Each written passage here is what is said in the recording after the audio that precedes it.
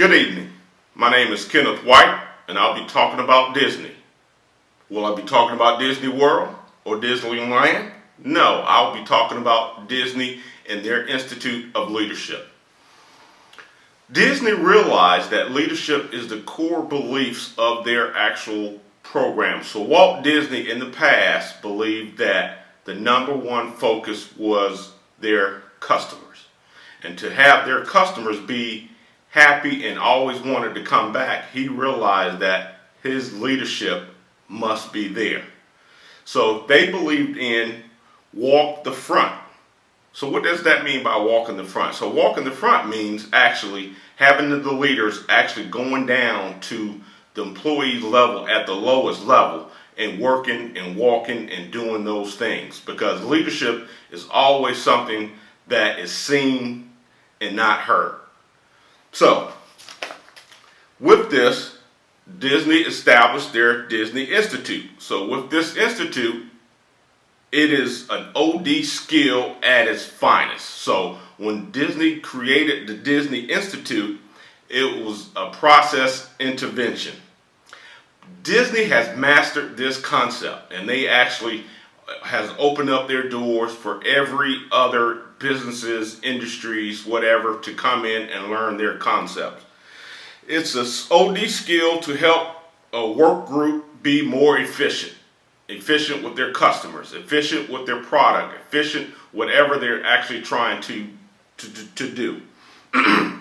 Disney has three core expertise. First is their leadership, based on the belief that everyone can lead. So what does that mean? That means if I'm a person that's picking up the trash or cleaning up the areas around Disney, I can be a leader. What does that mean? So if someone stops me and asks me, hey, how can I get to such and such or a different area of the park, it is up to my responsibility to lead that person or to lead that individual or to help them get where they actually need to be going. And also, too, with this core leadership belief in leadership, they actually believe that leaders can inspire excellence. So with that said, that means everyone from top to bottom can aspire for excellence. The second is engagement. So they believe in strengthening their hiring selection, right? They're not always going to be looking for that person that has the right skills or the right capabilities. They want to look and see if their beliefs fit with their core values, because they believe that they can actually turn that person into aspire to be a great leader if they have the same beliefs that they do. Also, too, power of employee training. So they believe in continuous training of their employees. So once you get them on board, to keep them going and keep them learning, to keep them growing, you must believe in continuous leadership. And that's one of the core beliefs that Disney have. And then also, too, with that belief and with that desire that they want the employees to learn, this fosters a healthy work culture. So with this culture, these employees want to come to work, they want to learn, they want to grow, they want to be a part of the Disney solution, right? And their third and their last is their service. So their number one belief is their customers. They believe if they can have that customer to come back for the same experience, but offers a different type of experience. So they always want their customers to come back. And with their service, they have three outstanding, they call them 3 Ps. People, place, and processes. They believe if they hit all three of these processes, they can bring the customers back. And because their core belief is their customers and making them happy. So with this process, you would think, okay, so if I go to the Disney Institute, I'm just looking at amusement parks and that nature. No. Their customers, they're within the Disney Institute. They went into the healthcare field. They actually went into the NFL. They went into banks. They went into automotive. So with their beliefs and their skills and their training that they do with their employees, and also too with their people who comes into the Disney Institute, they learn how to experience and how to to put forth those core beliefs. And with that also too, when you go to the Disney Institute, you're not just there for a seminar, you listen to a speaker that's speaking, you actually going and seeing the work being done actually at their facilities.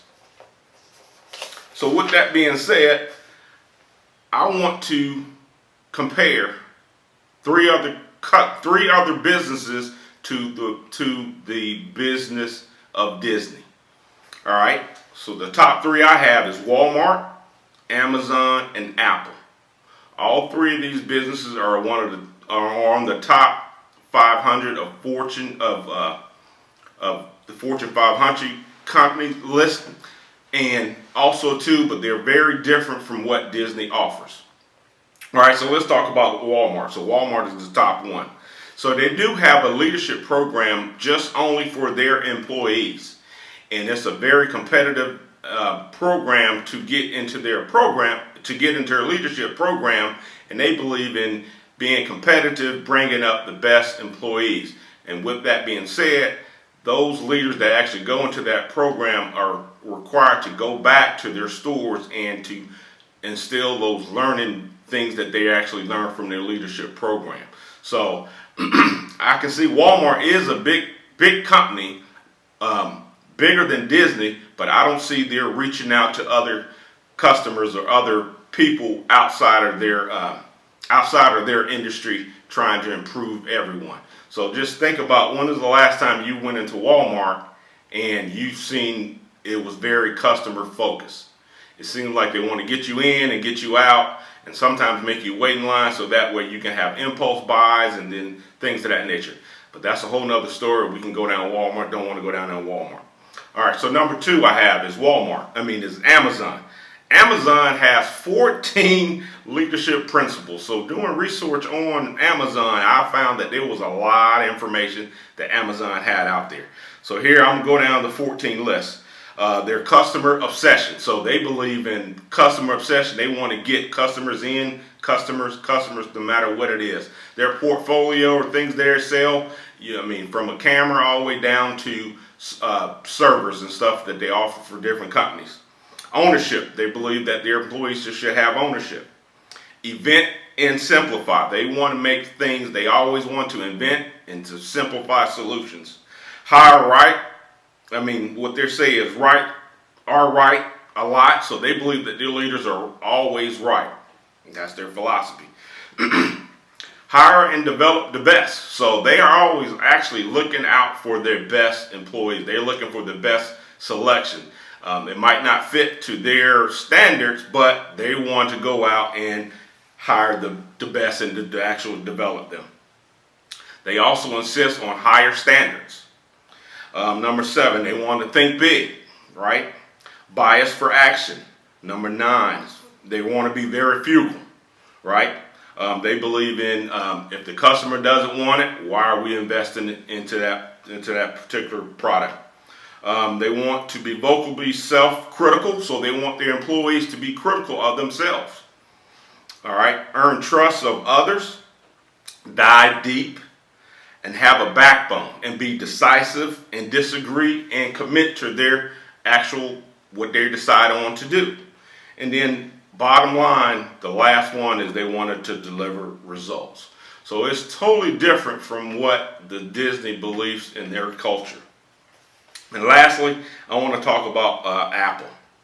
So Apple, at its core, was totally different from what they are now under Tim Cook. So under Steve Jobs, everything was through Steve Jobs. He had the final say so. Tim Cook is totally different. So they have 3 different, the way their design is different. So one, they have a spoke wheel hierarchy where Tim Cook is in the middle and all the leadership surround Tim Cook, and they give him input and he has the final say so. And then also too, they're divided into their products, whether it's hardware, software, or what have you. They're totally divided.